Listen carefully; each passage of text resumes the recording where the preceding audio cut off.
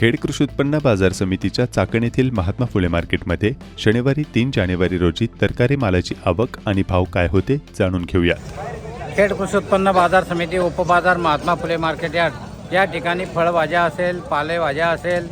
पालेभाज्यांची आवक ही मोठ्या प्रमाणात, फळभाज्यांची आवक ही अतिशय कमी आहे, परंतु वाटाण्याची आवक ही प्रचंड आहे। आज वाटाण्याची आवक हे मार्केटमध्ये कमीत कमी 130 टनाच्या वरती झालेली आहे। आज रोजी कोबी असेल, कोबी 10 ते 14 रुपये किलो झालेली, फुलावर 8 ते 12 रुपये किलो आहे, वांगीसुद्धा 15 ते 20 रुपये किलो आहे, टमाटे 30 ते 35 रुपये किलो आहे, कारली 40 ते 45 रुपये किलो आहे, गवारीचे भाव टिकून आहे, गवारी 90 ते 100 रुपये किलो आहे, दुधी भोपळा 10 ते 20 रुपये किलो आहे, डांगर भोपळासुद्धा 20 रुपये किलो आहे, शेवग्याचे भावसुद्धा टिकून आहेत, शेवगा 270 ते 280 रुपये किलो आहे। त्याचप्रमाणे मिरची असेल, मिरची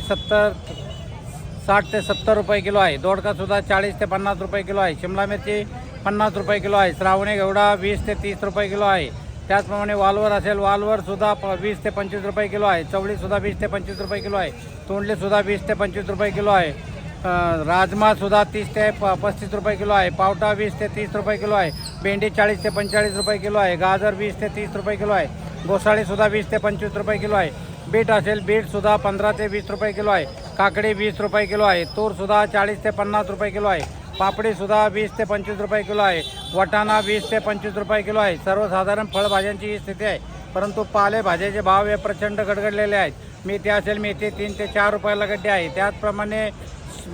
शापो असेल, शापो 7 ते 8 रुपयाला गड्डी आहे, पालक 3 ते 4 रुपयाला गड्डी आहे, त्याचप्रमाणे कोथिंबीरसुद्धा 3 ते 4 रुपयाला गड्डी आहे। सर्वसाधारण बाजारामध्ये अशी स्थिती आहे।